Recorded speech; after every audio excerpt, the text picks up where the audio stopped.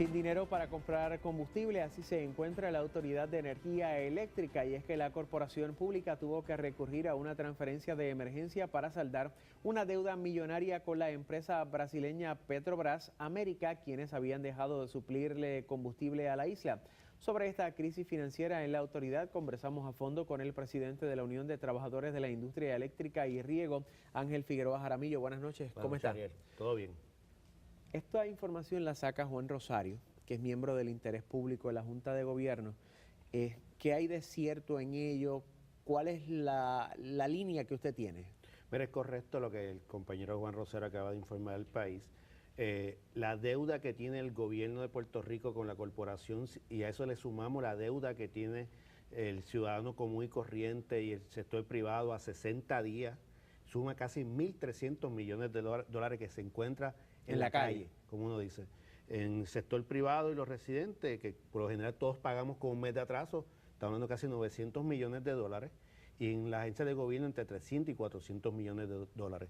No hay empresa que pueda trabajar, no pueda funcionar con una cantidad como esa de su producto estando en la calle. ¿Qué ocurre? Que había una línea de crédito que ayudaba a la autoridad a atender esta situación de emergencia en que el dinero se recobraba.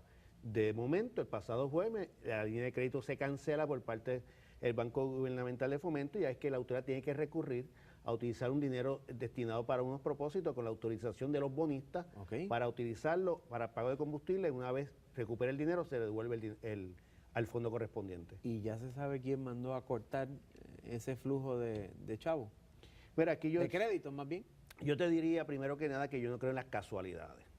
Yo no creo en las casualidades de que ha habido lo que no se ha podido hacer por el medio legislativo de destruir la autoridad, se está haciendo por otros mecanismos, tratando de implosionar la autoridad. Por eso es que el país tiene que estar muy atento.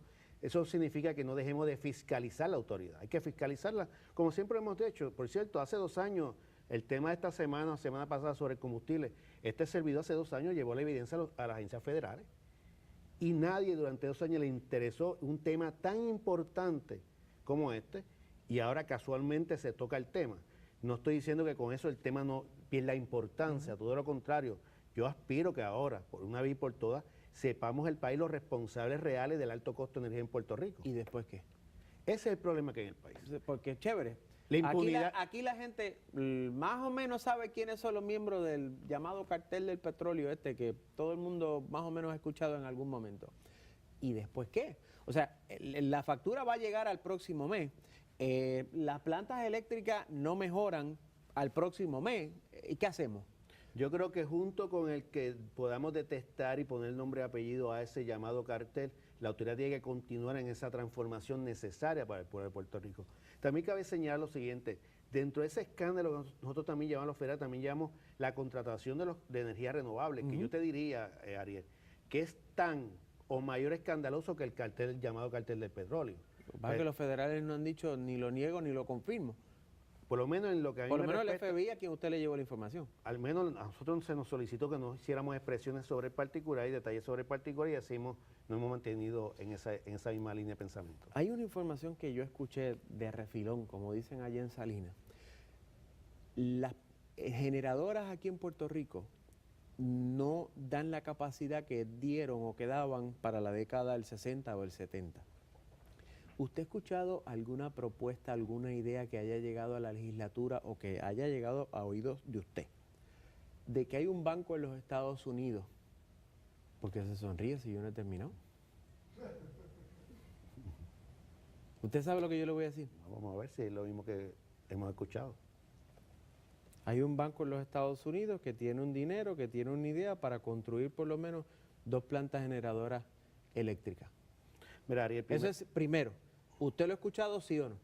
Aquí no hay 2 bancos en Estados Unidos. Aquí hay mucha gente que quiere apoderarse del negocio más lucrativo del país, que es la generación de electricidad. ¿Qué es lo que genera la ganancia? Nadie quiere los postes, nadie quiere los cables.